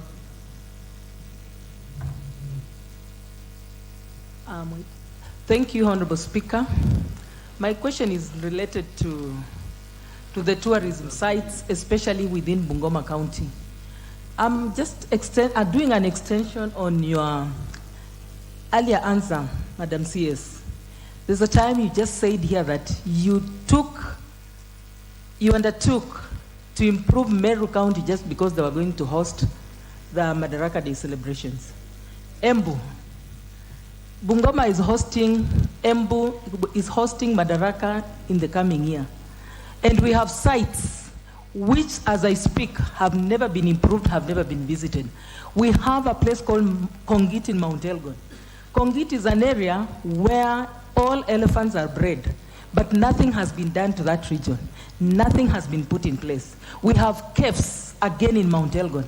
These caves can be such good historical sites, which, if we invited our guests to come and see, we would fetch some funds. But nothing has happened to this. We also have the crying stones, of which Mr. Honorable Waluke was trying to talk about. The 2 crying stones in Kakamega. These are historical sites. We just pass, see them, but no government has endeavored to actually do anything about them. And lastly, on hotels, you have mentioned on subsidies. Which subsidies are you talking about in particular? Because some of us are even hoteliers. Nothing has been done. No roads, even reading to some of these resorts. Can you please be upstanding to answer those 2 questions? Thank you. Yes, Mukame, I'll come to you. Thank you, Honorable Speaker. My question is very simple to the CS. I think I want to ask I know the CS is aware our currency is declining every day. Kenya shilling is declining, and because of the foreign exchange reserves. I want to ask the minister, what measures has she put in place to make sure that Kenya is marketed aggressively, so that we have a lot of, because there is a lot of decline in international tourists. What measures do the ministry have in order to attract more international tourists? Number 2. Only one. My. Give my the mic. Thank you, Mr. Speaker. I have a question for our CS, for the Ministry of Wildlife, and that the recent compensation that issued recently by KWS was from 2015 and before. My constituency, Kajiado East constituency, which is bordering Amboseli ecosystem, has had a lot of trouble lately with elephants killing a lot of my constituents, including the recent incident in Masimba town, where several people were killed.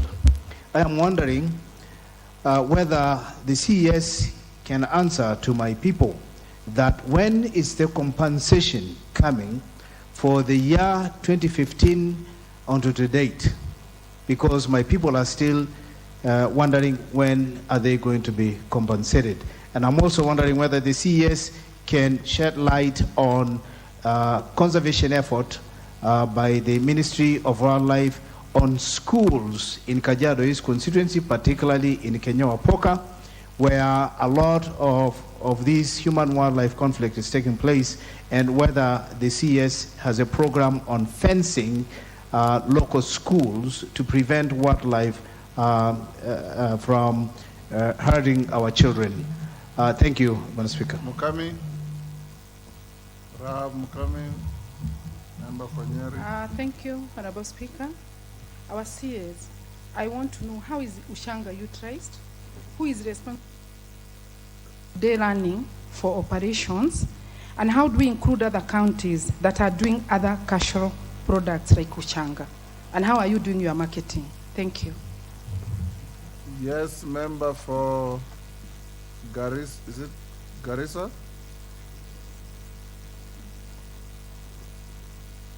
Give the honorable member in front of Korere.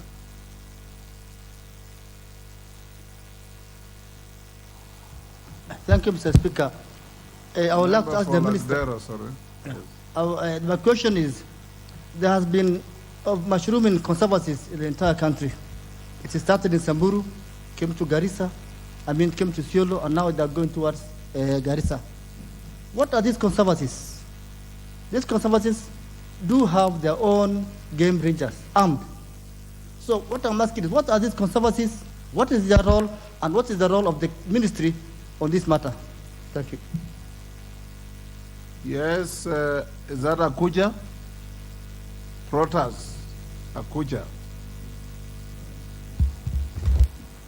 Thank you, Honorable Speaker.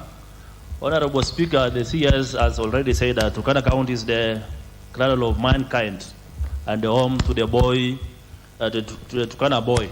Unfortunately, Honorable Speaker, all the discoveries discovered in Turkana County have been relocated elsewhere. And Honorable Speaker, this is really denying Turkana County towards the attraction and revenues that come with it. My question is, what plans do the minister has to build a museum in Turkana to restore all the discoveries that have been discovered in Turkana County so that the tourists can be able to visit them there? Thank you. Minister, take one, Rindikiri. Thank you. Yes. Okay. Let's take one or two more. Members, after this, we'll go to the motion. I'll give you direction on the remaining questions. Rindikiri.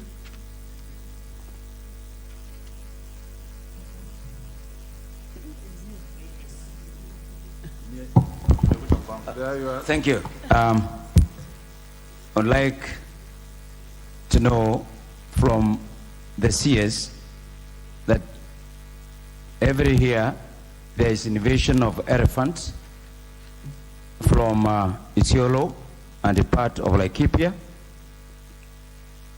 in Kivima, Roili, Lualela, and Kirua locations in Bole constituency. And that every year there is a rising number of claims, which to date, Mr. Speaker, from 2015, no claims have been settled for both crops and infrastructure. Thank you.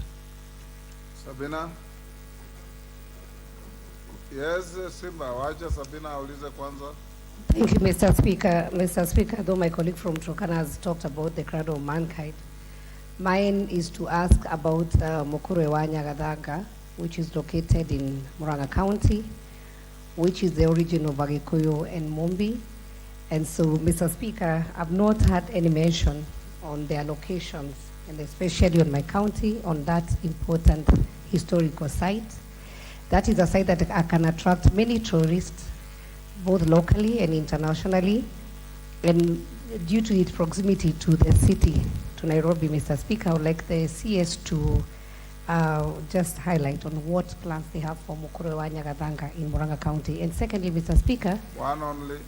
Okay. Yes, member for Changamwe, what is agitating you?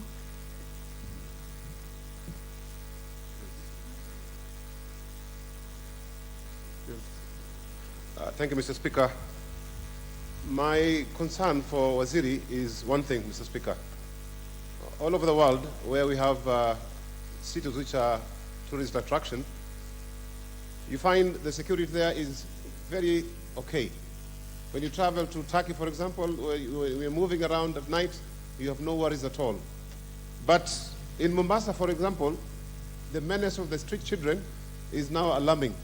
What is the ministry doing to make sure the city is safe from the street children who are harassing even the local citizenry? And Fort Jesus is in Mombasa. It has been there for all these years. What is the ministry doing to ensure that the funds which are collected there also benefits the locals from Mombasa County. And finally, Mr. Speaker, I would wish to advise, if you may allow me, Mr. Speaker, we would like to have a summary of all the questions which have actually been answered here by the ministers or respective ministers, so that we can follow up later on to see whether what they are promising is exactly what they are doing. So perhaps if you could guide this House, Mr. Speaker, to have all the responses that were given by the various ministries, we get summaries of them so that we can see whether they are fulfilling what they have actually pledged in this House. Thank you, Mr. Speaker.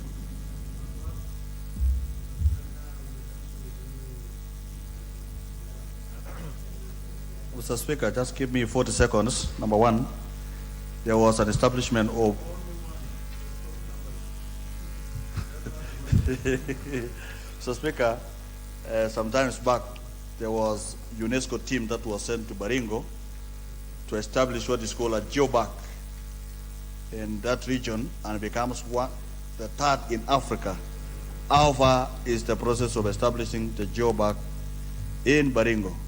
Secondly, Mr. Speaker, National Land Commission had actually made a ruling on Lake Kabnorok National Reserve, and it is now the honors of the Ministry of Wildlife to ensure that implementation of the ruling of National Land Commission is done so that we stop human-wildlife conflict in Kabnorok and Rimoy reserves in the Kerio Valley, where I come from, Mr. Speaker. Thank you. Thank you, Mr. Speaker. Madam Minister, snakes are part of the wildlife that is under your control.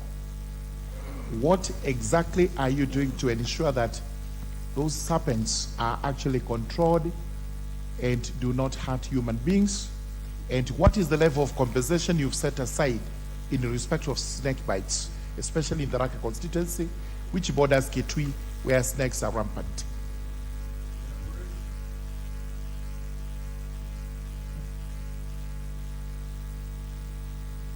I'm not giving you to ask your question. We have not reached it yet. If you have a supplementary ask, if you want to go to your question, it will come later. Take your seat. Kombe. Asante, Mheshimiwa Spika. Kumekuwa na kuhitilafiana kwingi baina ya binadamu na wanyamapori. Swali langu kwa waziri, kuna mipango gani kuhakikisha wanyama hawaingii kwa mashamba ya jamii katika tarafa ya Chakama na Sabaki? Thank you. Chepalungu. Is it Chepalungu? Yes, it is. Yes. Thank you so much, Mr. Speaker. I would like to inform the CS. You are to ask questions, not to inform. Ask your question. Yes, and as I ask the question, I just want to let her know that my constituency actually borders Masai Mara to the south. And as we speak today, there is a young boy by the name Brian from Kobalua Primary School who is being buried because he was stepped on by an elephant. Madam CS, what plans do you have for such incidences, and what are you going to do so as to compensate the families? Thank you. Okay, last member for Dagoretti. We must bring this to a closure today. There will be another round. Thank you, Mr. Speaker. Mr. Speaker, I'm just going back to the same question, but now since she talked about the Western Circuit, I want to ask the minister. She stated that she has different 3 stars or facilities that have been supported. Is there any in the Western Circuit that have benefited, and can she name them for us? And also, by branding Kenya, can she tell us how many tourists have now come into this country since the year started, Mr. Speaker? Lastly, Kabisa Bensouda, you have been raising your hand the whole afternoon. One Thank you so much. To the CS, I would like to understand what policy guideline you have for the local tourism, because the focus is on national parks.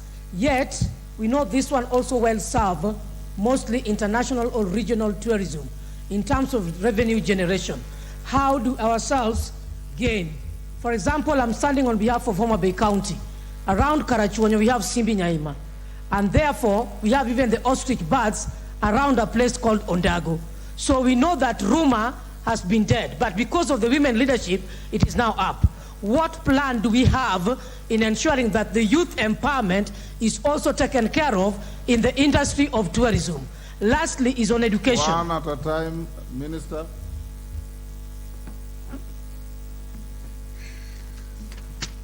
Thank you very much, Honorable Speaker. On the Western Circuit, in terms of the plans that we have, and Honorable Member has cited quite a number of the touristic attractions in that area, including the crying stones. We are already mapping that area and beyond, together with the county government of Kakamega.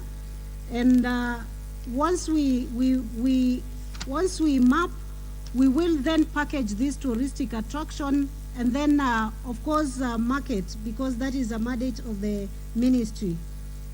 It is true that the currency is declining, and we've embraced a new strategy in marketing.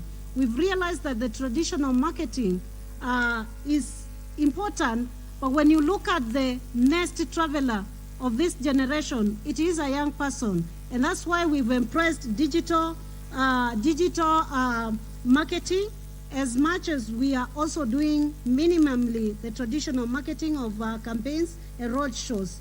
We are also using what we are calling the tourist ambassadors, and we've actually picked on our very own in this country, the students at the university, and you saw that at KICC the other day when we unveiled them. But we are also doing what we call the executive marketing, where we are using our own leaders to market this country and destination. And we have categories from the president to all the leaders elected, including us here. And we will be, of course, working on that. And finally, we are also ensuring that we partner with media houses within the country and outside the country. And that's why you heard I've already partnered with the China media group so that they can begin harnessing the many tourists, 1.4 million population in China, and we see how much we can actually get from there.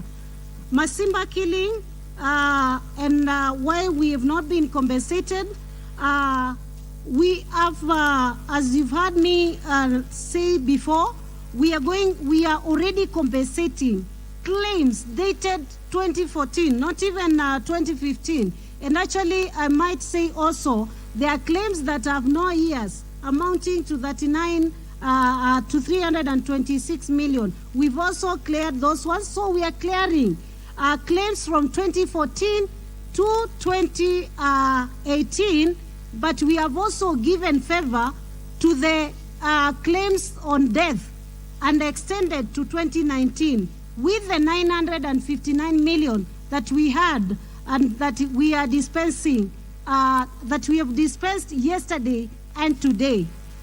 Also, we are planning to continue compensating with the 1.1 billion that is already in this financial year. And finally, we are also piloting the whole agenda of insurance, because we know this is a pain point where people have to wait for more than even 10 years. We are piloting to see whether we can have insurance that can cater and pay these people immediately.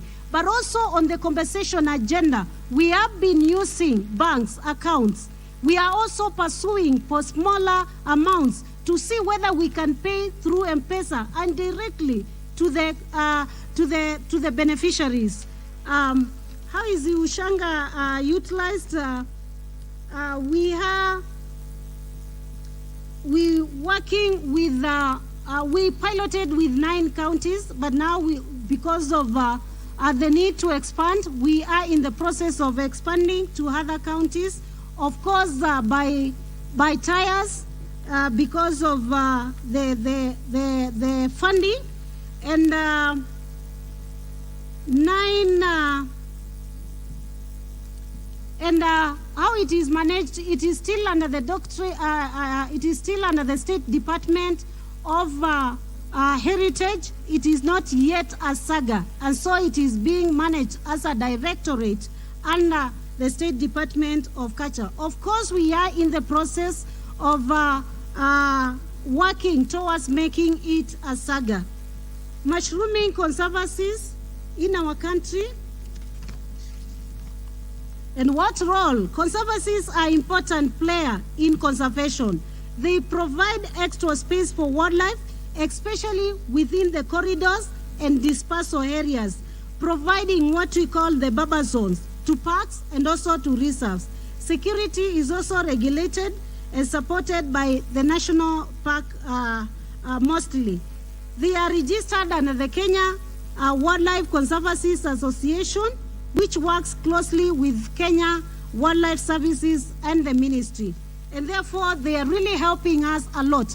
And I know the pain point in this agenda is because of most of the conservancies had been run by the white people.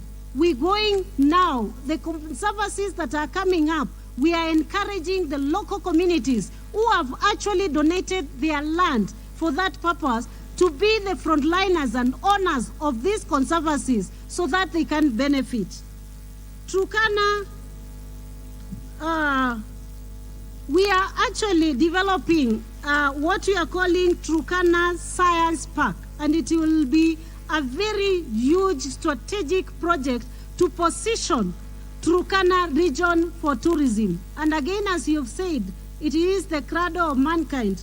And allow me to say, the Turkana boy is safeguarded at the National Museums of Kenya.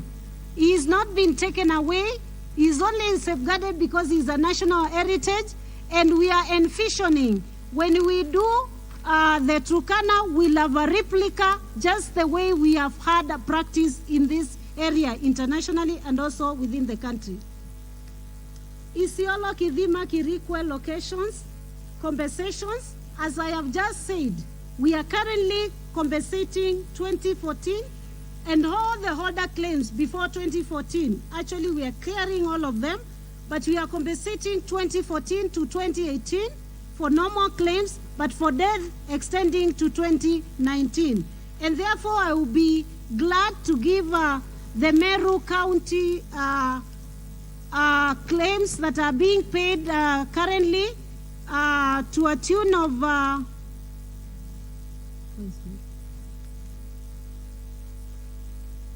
I'll be giving you that immediately. And so we are already compensating, and the rest of the claims remaining, we will compensate under the budgeted amount of 1.1 billion for this year. And going forward, as I have said, we are looking into insurance so that we can actually eradicate this pain weight of Meru is going to get 50,687,990 shillings and 60 cents.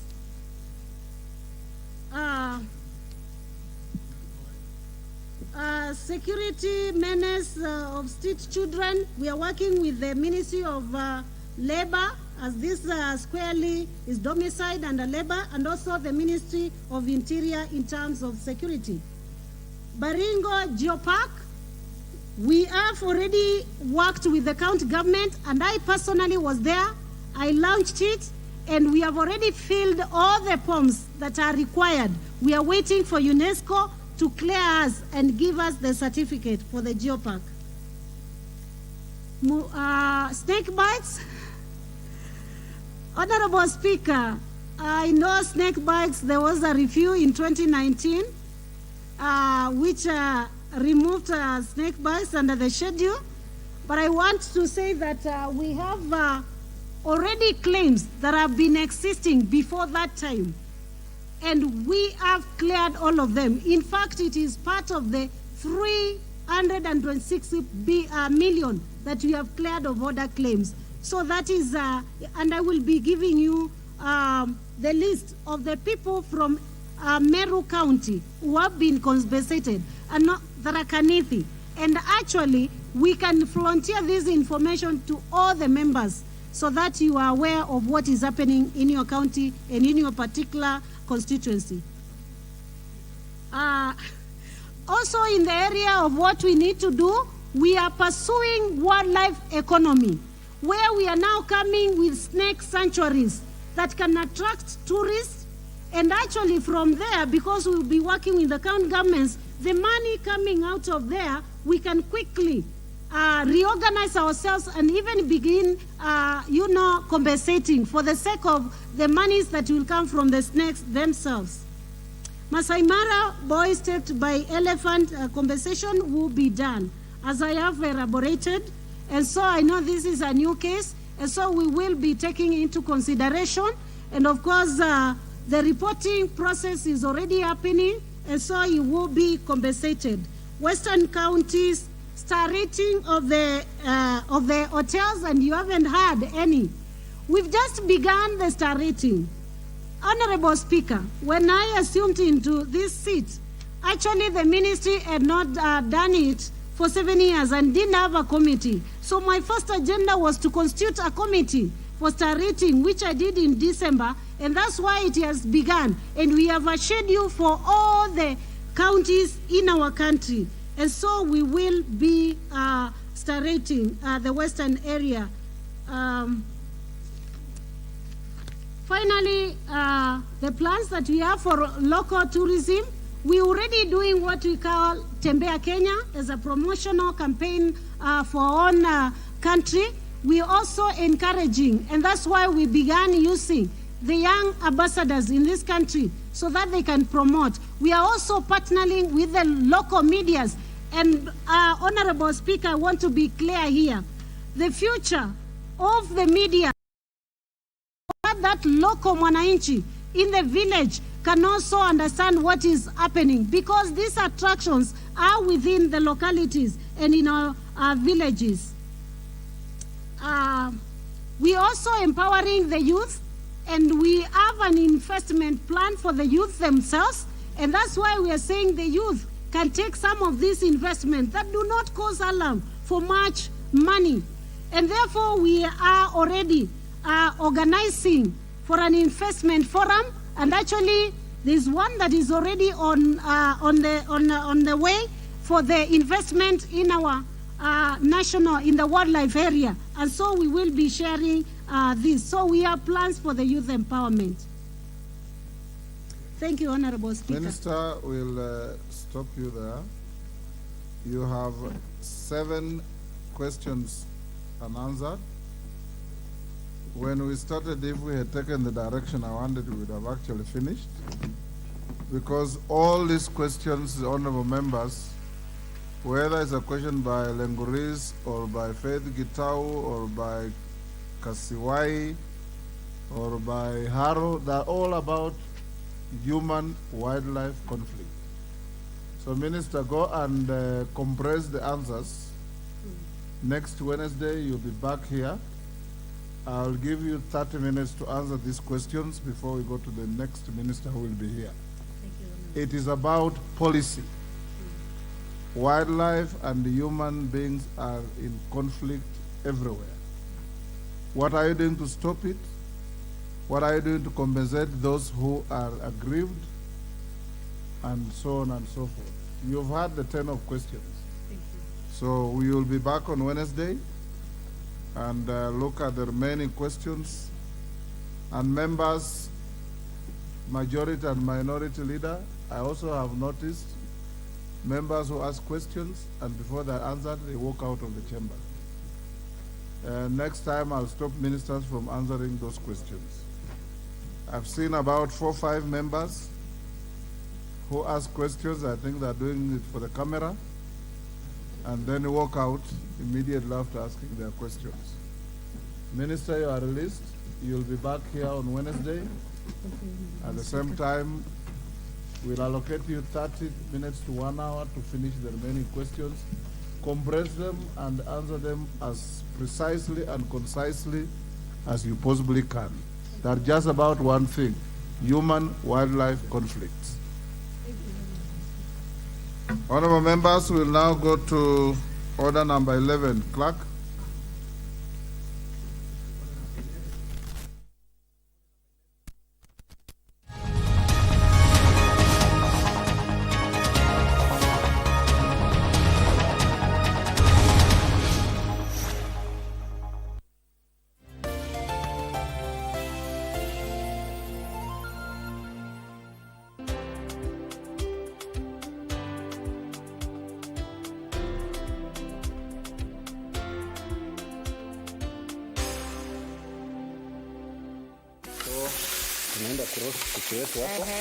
What's in your kitchen? A show that celebrates Kenyan and African dishes. Rusha. Wait. Be careful. Yes, because I've seen some fire jump there. That is called flambeing. Flambeing. So tukiona moto tujue ni flambeing. Crushed methi seeds. Kila siku soma kitu mpya. Mchele yetu iko sawa.